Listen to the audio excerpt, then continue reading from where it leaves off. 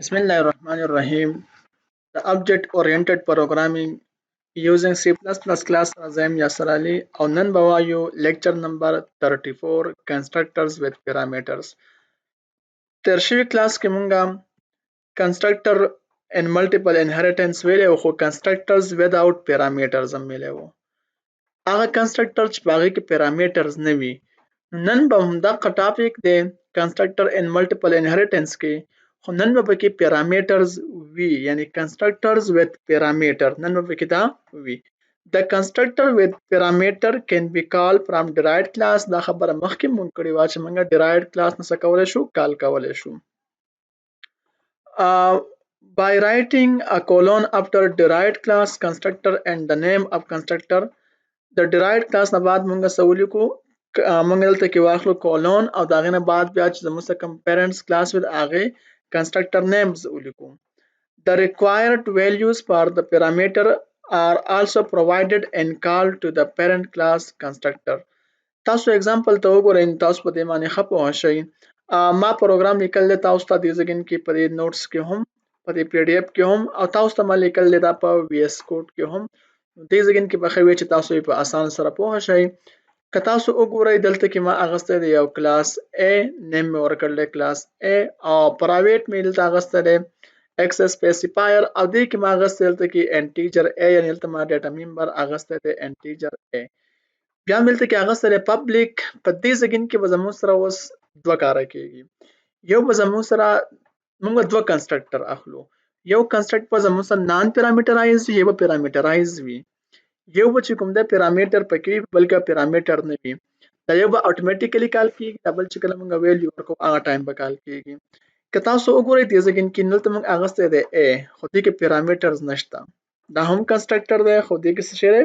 نان پیرامیټرایز کنسټرکټر دی. د دې کار به څه وي د دې کار به دا چې په A کې به دا ویلیو سټور کوي 0 یعنې 0 به په A کې سټور کېږي دا به د دې کار او چې کله موږ د دې کلاس چې کله موږ آبجیکټ کریټ کوو دا به اتوماتیکلی کال شي.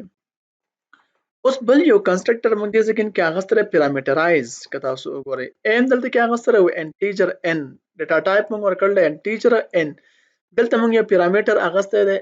او انټیجر هم اغستی دی نو موږ ورکړل دی N نو دې ځای ته به موږ ویلیو راپاس کوو دې ته موږ پیرامیټر څه کوو راپاس کوو. اوس د دې کار به څه د دې کار به دا چې د A کې بره چې کوم 0 سټور نو په دې کې به N سټور کېږي مطلب دا N ته چې موږ کومه ویلیو راپاس کوو نو هغه به سټور شي په دې A کې او موږ ته په سکرین په دې ځای کې ډسپلی شي. تاسو وګورئ دلته موږ ډسپلی کړل دی واید شو یا ممبر فنکشن موږ اغستی دې ځای کې نیم موږ ورکړل دی هغې له شو A یعنې د کلاس A چې کوم ممبر فنکشن موږ اغستی نو هغه نیم موږ ورکړل دی شو A. دا به څه کار کوي دا موږ ته د سی اوټ کوي موږ ته د A ویلیو په سکرین باندې ډسپلی کوي بیا موږ ته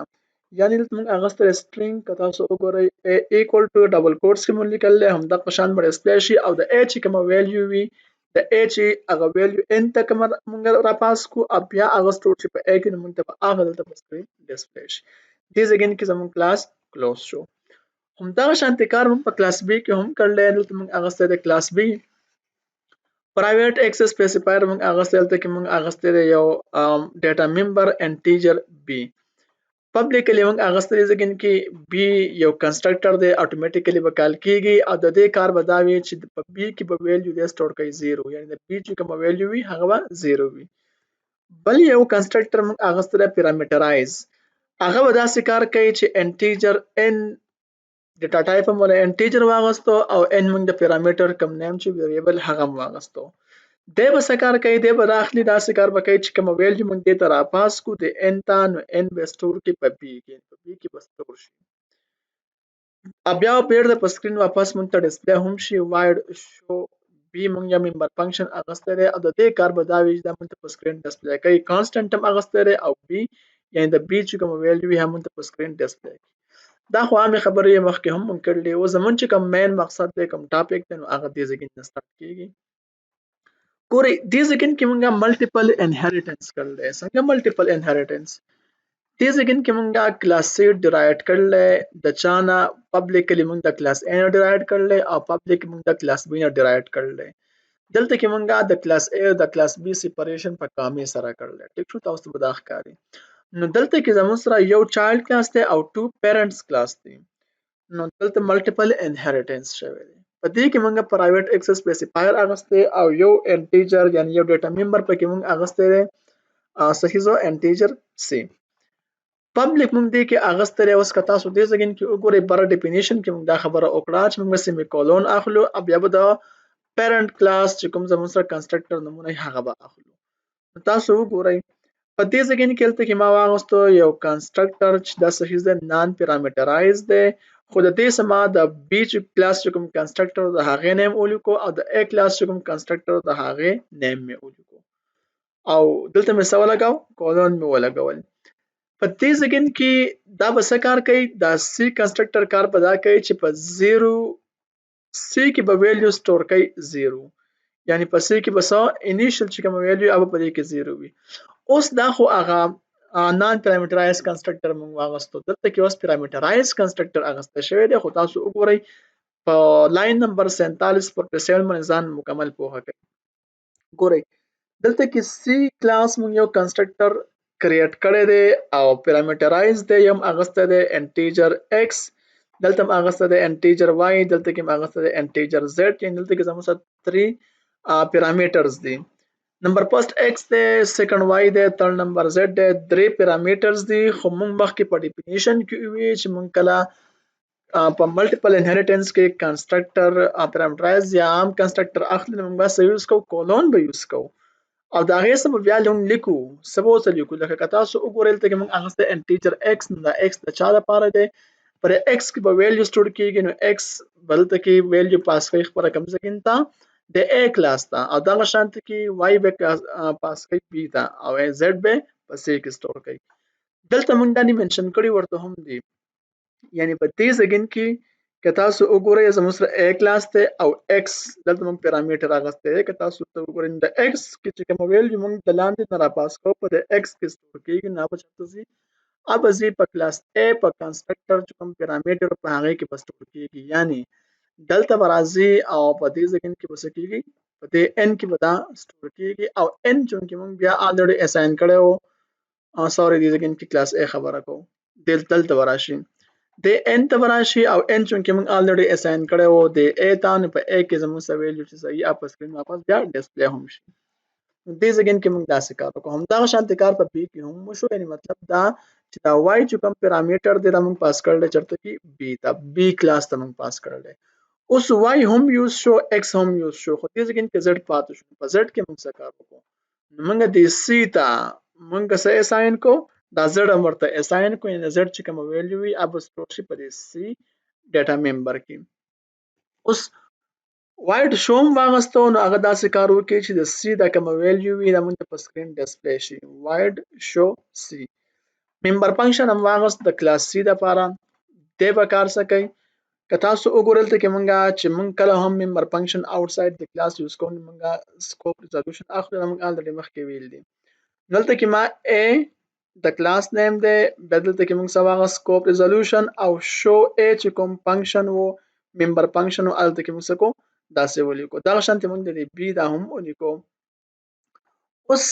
دلته کې موږ ډایرکټ د په سکرین ډسپلی کړو سی او ډی ځکه کې په شو ا او شو بی کې پرسه کې چې د ا ویلیو موږ ته خې د کنسټرکټر ا چې کوم ویلیو او دا بی هغه به هم موږ ته سکه ډسپلی کی. دا شان به ځکه کې موږ ته سی هغه هم څه شي ډسپلی شي. په دې ځکه کې موږ ډایرکټ ولیکو سی ایکوال ټو سی چې دا موږ څنګه ستاره په دې کلاس کې دنه لګیاو ځکه موږ ډایرکټ ډسپلی کولای شو اکسس کولای شو چونکه دا ډیټا ممبر موږ ته غوښته پرایویټ موږ نشو ډایرکټ اکسس کولای ځکه موږ دلته سواغه سکوپ ریزولوشن اپریټر هم غوښتو. ها اوس دې سګین کې موږ کلاس سی هم دې سګین کې کلوز شو درېونه کلاسونو دې سګین کې ختم شو کلوز شو. دلته موږ یو مین فنکشن هغه واغستو او دلته کې ما ابجیکټ کریټ کو. تاسو وګورئ دې سګین کې ما ابجیکټ کریټ کو او زه څه کوم چې دا کمنټ کې کوم که تاسو وګورئ مالته کې ابجیکټ کریټ کو ابجیکټ لمه نیم ورکو سی سوري د کلاس نیم د سی یعنی په سی ډرایوډ کلاس کې ما سره واغسو ابجیکټ او نیم مل ورکو ابجیکټ له او بی جی هغه ته ما پیرامیټرز پاس کړو 1 2 3 یعنی 1 بلار شي د سٹور شي چرته کې دا به سټور شي په x کې او 2 به لاړ شي دا به سټور شي په y کې او 3 به لاړ شي دا به سټور شي په z کې او دا موږ الریډي ممبر ډیټا ممبرز ته اساین کړل دي. په دې ځای کې به داسې کار وشي او دلته کې obj.show c د c چې کوم دې ځای کې کوم تاسو به کتلی وي الریډي دلته موږ اغسته دا د ممبر فنکشن چې دې ځای کې تراشي دا به اولنې کار د سیو کې بدل شي a ته او په a کې چې کوم شو a کوم ممبر فنکشن او په سکرین ډسپلی کې د a ویلیو په سکرین ډسپلی شي دا شانتي بل تراشي بیا b ته د b چې کوم ویلیو وي هغه بدل شي b کلاس ته b کې چې کوم شو b کوم ممبر فنکشن وي هغه په سکرین ډسپلی شي دې ځای کې موږ کولون پاتې شو او سټک شو دا مونږ ته په سکرین ډسپلی شي او دا خو ډایرکټ مونږ ته په سکرین باندې ډسپلی شي. اوس دې ځای کې زرا څه کوم چې تاسو د پوهې لپاره زه یو بل ابجیکټ کریټ کوم دا یې کمنټ کوم نمبر ورکوم په کلاس سی کې او ورکوم obj بس دا مې نیم ورکوم ټیک شو او obj.show داسې مې وکړو زه راځم دا په سکرین ډسپلی کوم که تاسو وګورئ چې ما په الحال پیرامترز پاس نه کړو دا مې کمنټ کړو او دا مې ډایرکټ سمپل یو ابجیکټ کریټ کوم چې څه کوي ښه ځکه موږ دوه قسم کنسټرکټر اغوستي په دې کې په یو اتوماتیکلی څه شي کال شي موږ ته به ویلیو سیټ کې چې د a کې ویلیو 0 ده په b کې ویلیو 0 ده په c کې ویلیو 0 ده دا ولې 0 0 ده وګورئ تاسو دې ریزن ته که تاسو وګورئ په کلاس A کې موږ دې ته الریډي دا اساین کړل په دې نان پیرامیټرایز کنسټرکټر کې 0 په دې کې اتوماتیکلی چې موږ کله ابجیکټ کریټ کوو دا څه شو کال شو دا شانتي د B دلته کې هم موږ اساین کړل 0 دم اتوماتیکلی چې کله موږ ابجیکټ ډیکلیئر کوو دا څه شو کال شو دا شانتي د C دا هم کال شو. اوس دې ځای کې دا ځل لري کوم او دا کمنټ هم زه ختموم ټیک شو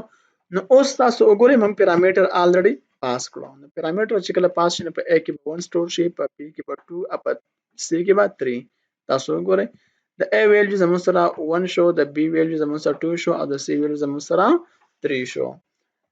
دا ځکه داسې چې موږ سره پیرامیټر پاس کړو ټیک ده او زه یو کار بل هم کوم ټرای وکړو چې کار کوي کنه کوي داسې کوم چې ماته دوانه کال شي جدا جدا ټرای کوو چې داسې کېدی شي کنه په دې ځکه کې ما واغستو زبلته کې یو ابجیکټ واخلم او بی نیم ولا ورکو ټیک شو دلته کې په دې ځکه کې اول د ماته خیر ده دا ډسپلی شي زبلته کې راشم او بل کما چې او بی ډاټ شو سی فنکشن دا څه کار ټیک ده راځم دارن کوم چې سم انسر مونږ ترا کې وګورئ اول چې د a کوم ویلیو هغه سره 0 0 0 دا هغه کنسټرکټر مونږ کال کو کوم چې نان پیرامیټرایز دی پای کې مونږه الریډي ویلیو سیټ کړی 0 0 0 بیا چې کوم پیرامیټرز مونږ پاس کړو نو هغه 1 2 3 دی او که تاسو نورم ځان په کوی دا به چینج کوم دا به کوم 11 دا به کوم 12 دا به کوم 13 تاسو وګورئ اوس مونږ ته 11 12 13 انسر میلاو شي اپ هغه مخ کې 0 0 الریډي دا A0 0 0 بیا په A کې 11 په B کې 12 په C کې 13 دا پیرامیټرایز ده نو امید ده چې تاسو د کلاس باندې پوه شوي یئ